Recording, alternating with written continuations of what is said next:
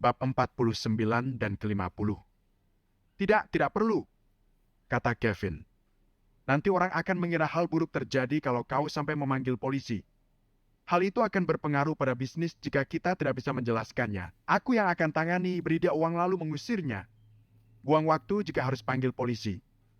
Keringat dingin membasahi baju Kevin saat dia menjelaskan ke Angel. Ini salahmu. Kau tidak tahu jati diri suami Mandy yang sebenarnya sampai kau mendorongku dari pintu mau membunuhku. Angel terdiam lalu berbisik. Ngomong-ngomong, jangan beri uang terlalu banyak, $30 saja sudah cukup. Jika kau butuh bantuan soal Mandy, aku akan membantumu. Angel membuat gestur bersorak dan kemudian pergi. Dia tidak ingin ke kantor lagi. Angel sudah muak melihat Harvey. Dia tidak menyadari wajah cemberut sepupunya, seolah Kevin ingin mencekiknya sampai mati. Kevin baru kembali ke kantor setelah Angel pergi. Dia kemudian membungkuk dan berkata dengan hati-hati, Tuan Yok, aku sudah menangani Angel. Kau bisa tenang, dia tidak meragukan identitasmu. Oh, baiklah. Harvey berdiri. Kalau begitu aku pergi dulu. Aku harus membeli mobil di tempat lain.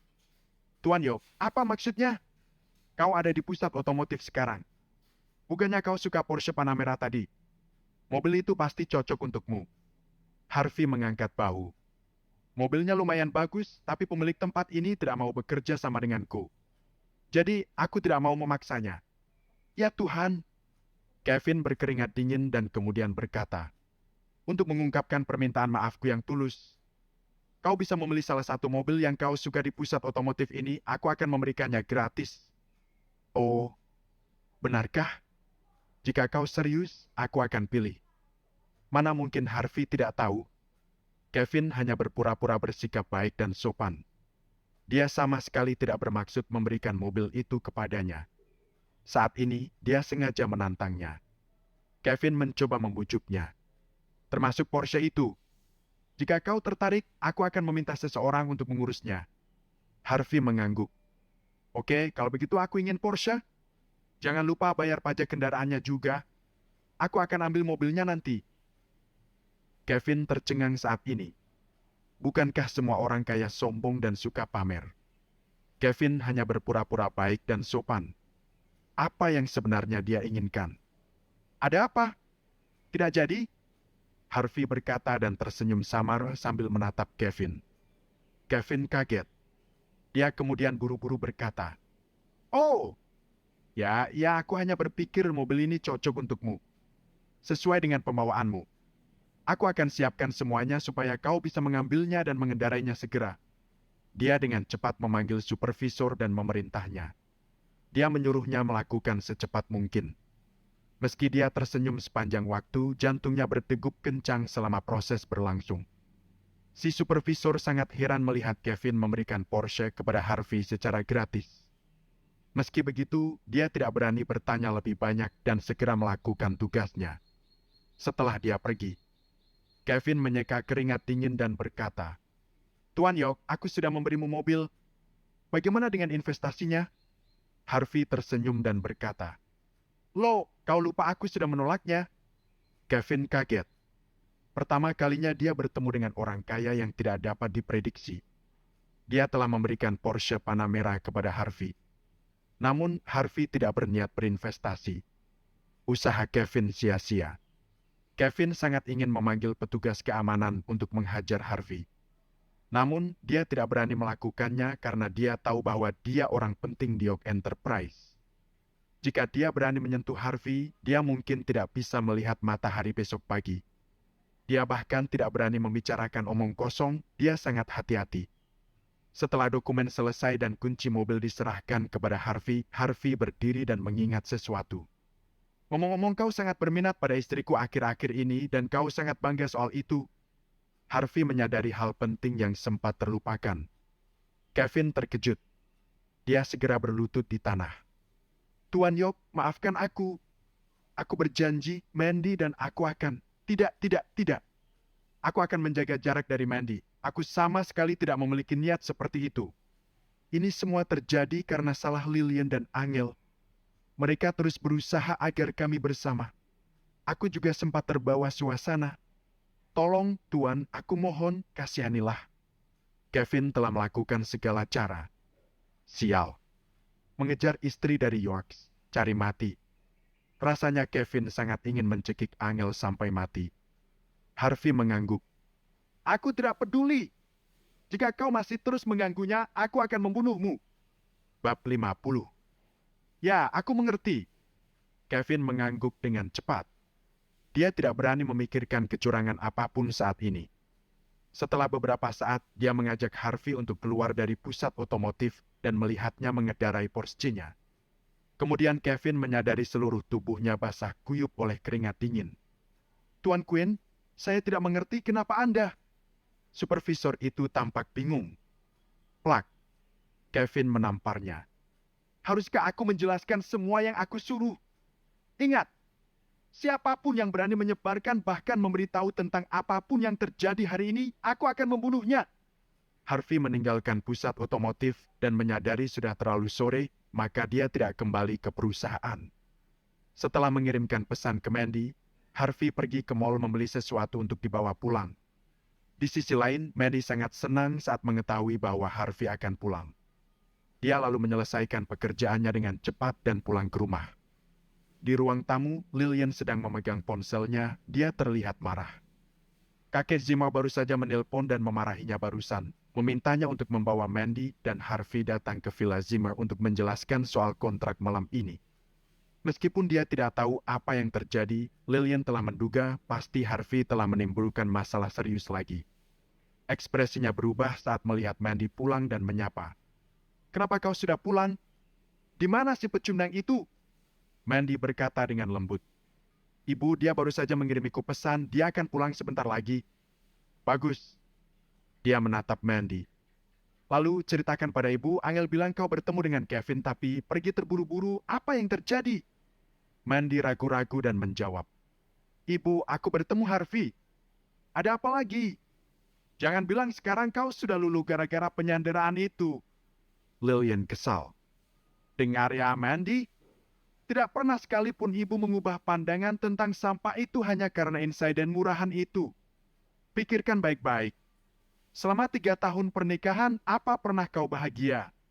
Lihatlah suami orang lain dan suamimu.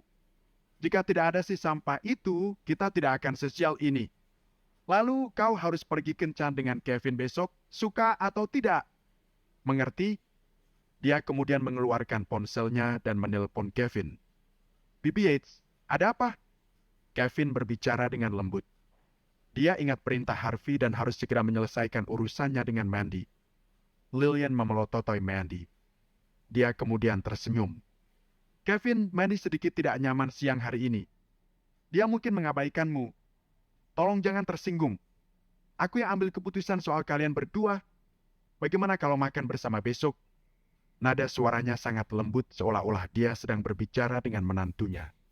Kevin langsung berkeringat dingin dan membasahi baju yang baru saja kering. Dengan berat, Kevin menjawab. Bibi Yates, menurutku, Mandy luar biasa, tapi aku tidak pantas mendapatkannya. Aku bukan orang yang tepat untuknya. Juga menurutku dia dan Harvey adalah pasangan serasi. Mereka adalah pasangan sempurna. Aku tidak akan mencoba memisahkan mereka lagi. Itu tidak baik. Kevin takut ada kata-kata yang salah. Dia segera menutup telepon setelah dia selesai bicara. Apa? Lillian bingung. Apa yang sedang terjadi? Bukankah Kevin menganggap putrinya seperti Dewi? Mengapa dia tiba-tiba berubah seperti ini? Sementara itu, terdengar suara mesin mobil datang dari luar rumah. Lillian melihat dan terkejut. Sebuah Porsche Panamera edisi spesial baru saja berhenti di pintu gerbangnya. Yang lebih mengejutkan Lillian adalah orang yang keluar dari mobil itu. Bab 51 dan ke-52. Lillian masih bisa mengenali orang ini bahkan jika dia berubah menjadi abu sekalipun, dia sungguh seorang menantu lelaki yang brengsek Harvey. Bukan karena dia belum pernah melihat mobil mewah Porsche, tetapi yang sekarang dimilikinya adalah model lama yang harganya sekitar $100.000. Bagaimanapun juga, jika dibandingkan dengan Harvey, dia mengendarai Panamera edisi khusus yang harganya sekitar $400.000. Mobil Mandy seolah hanya bagian kecil dibandingkan dengan mobil Harvey. Meskipun keluarga Zima menjalankan bisnis besar, keluarga mereka tetap masuk kalangan menengah atas.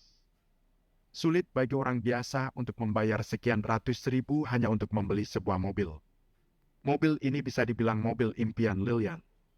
Oleh karena itu, dia tidak dapat bereaksi apa-apa bahkan ketika menantunya keluar dari mobil. Harvey sama sekali tidak peduli tentang itu. Sebaliknya, dia menyapa Mandy sambil membawa sesuatu di tangannya. "Aku pulang." Mandy bertingkah kikuk. Dia memandang Harvey dan kemudian mobil Porsche yang terparkir di luar dengan ekspresi ragu di wajahnya. Harvey tersenyum dan berkata setelah melihat tatapan Mandy, "Pernahkah aku memberitahumu? Aku akan membantu teman sekelasku membelikan mobil untuknya di pagi hari. Aku beli model yang terbaik. Namun mobil tersebut belum memiliki lisensi. Jadi untuk sementara waktu dalam beberapa hari ke depan, aku akan mengendarainya." Mandy tiba-tiba teringat soal itu. Tentang bagaimana Harvey mendapatkan mobil itu. Bagaimanapun juga, teman sekelas Harvey itu benar-benar seorang yang murah hati. Tidak hanya meminjamkan Harvey uang sejumlah $800.000, tetapi membiarkannya untuk mengendarai mobil senilai lebih dari $400.000. Orang itu benar-benar kaya raya. Seketika Lillian tersadar dari lamunannya. Awalnya dia sempat iri dan terkejut bahwa Harvey membeli mobil itu untuk dirinya sendiri, tetapi ketika mengetahui faktanya, dia tidak bisa menahan diri untuk menyindirnya. "Kukira si pecundang ini sudah merubah nasibnya. Ternyata mobil itu milik orang lain. Memangnya kau sudah bisa menyetir? Harvey, dengar ini, jangan sampai kau merendahkan dirimu dan membuat nama keluarga Zima kehilangan reputasi sebagai keluarga yang memiliki status. Mau jadi supir atau mau kerja mencuci toilet, itu bukan urusanku asalkan kau cepat menceraikan Mandy. Semakin aku melihatmu, semakin jijik. Aku bahkan bisa kehilangan selera makan jika melihatmu lagi." Harvey mengabaikan Lillian. Hubungannya dengan Mandy akhirnya berubah setelah 3 tahun lamanya. Dia tidak akan berpikir soal perceraian sekarang. Mandy kemudian berbisik, "Ibu tidak usah khawatirkan aku. Bagaimanapun dia sudah mulai bekerja sekarang. Dia telah berubah. Dulu pernikahan diatur oleh nenek dan itu sudah diputuskan. Jika kami bercerai karena keinginan masing-masing, akan sulit bagi kami untuk bisa menjelaskannya kepada keluarga Zima." Lillian tiba-tiba terdiam. Di masa lalu, lelaki tua mendukung perceraian ketika Don Zender masih ada. Lagi pula, siapa yang tidak ingin memiliki menantu yang mapan? Namun, usai kejadian terakhir kali, keluarga Zima sepertinya tengah menjadi bahan lelucon di Neumiaki akhir ini. Oleh karena itu, tidak mungkin kakek Zima menyetujui perceraian mereka dalam waktu dekat. Tubuh Lillian bergetar saking marahnya. Dia tidak bisa memahaminya saat ini. Mau bagaimana lagi jika kakek Zima tidak menyetujuinya? Namun, mengapa bahkan putrinya yang berharga tidak berpihak padanya? "Wow, panah merah! Kakak, pangeran mana lagi yang sedang mengejarmu? Dia bahkan meninggalkan mobilnya di depan rumah kita." Sinsi muncul dari pintu masuk dan meletakkan tas sekolahnya di atas sofa. Dia kemudian menatap Harvey dan berkata, "Hei, pecundang, aku ingin minum teh susu. Pergi dan belikan satu untukku dan satu untuk kakakku. Ingat untuk membelinya tanpa es." Harvey mencoba mengabaikan permintaan Cynthia. Meskipun demikian, dia tidak mengatakan apa-apa saat mendengar itu. Dia hanya berbalik dan keluar. Cynthia awalnya memandang remeh Harvey. Namun, dia terkejut dan membuka mulutnya lebar-lebar saat melihat Harvey membuka pintu mobil. "Kakak, apakah kau gila? Kau membelikan mobil mahal ini buat lelaki pecundang seperti Harvey. Besar juga nyalinya mengendarai mobil mewah." Cynthia tidak pernah menyangka bahwa mobil ini milik Harvey. Dia tentu saja mengira bahwa Mandy yang membelikan untuknya. Mandy merasa muak dan kesal. Dia berkata, "Perusahaan kakakmu sekarang mengalami masalah keuangan. Kau pikir aku mampu menghabiskan ratusan ribu dolar hanya untuk membeli mobil rusak? Kakak, apakah kau baru saja mengatakan Porsche Panamera mobil rusak? Harganya bahkan setara dengan villa kita." Cynthia merasa aneh, wajah mungilnya yang cantik penuh dengan keheranan. Atau si pecundang itu sudah berhasil merubah takdirnya? Mungkin keberuntungan telah datang ke rumah kita tahun ini? Lillian tertawa geli. "Cukup, Mandy. Jangan menggoda adikmu. Harvey meminjam mobil itu dari teman sekelasnya. Mereka yang bisa mengendarai Porsche Panamera pasti bisa dianggap sebagai keluarga kelas 1 atau menengah atas di Nyunghi. Meskipun bisnis keluarga Zimo besar dan sukses, masih ada kesenjangan yang besar untuk menjadi keluarga kelas 1. Cynthia sudah tidak mood lagi saat mendengar bahwa mobil itu bukan milik Harvey. Sebaliknya, dia mengambil ponselnya dan berkata, "Kak, kau tahu berita yang sedang ramai di internet hari ini? Seorang mengambil video tentang orang yang sedang diusir oleh penjaga keamanan di York Enterprise. Orang itu sepertinya Zack. Biasanya Mandy tidak peduli dengan gosip-gosip, tapi ketika dia mendengar bahwa itu adalah Zack, dia merebut ponsel itu dari Cynthia dan melihatnya. Pada layar ponsel itu terlihat adegan orang yang diusir. Sosok orang itu memang mirip seperti Zack. Namun, orang yang merekam video itu berdiri terlalu jauh dan tidak terlalu jelas menangkap wajah yang merekam. Video ini diiringi dengan lagu rock dan menjadi video yang sedang viral di internet, mendapat hampir lebih dari 1 juta penonton yang menyukai videonya. Mandy melirik beberapa kali dan tersenyum. Dia tahu adiknya ingin membuatnya bahagia. Namun, Lillian juga datang dan melihat. Dia kemudian mencibir. Anak kecil itu, Harvey, pasti akan mengalami hari seperti itu cepat atau lambat.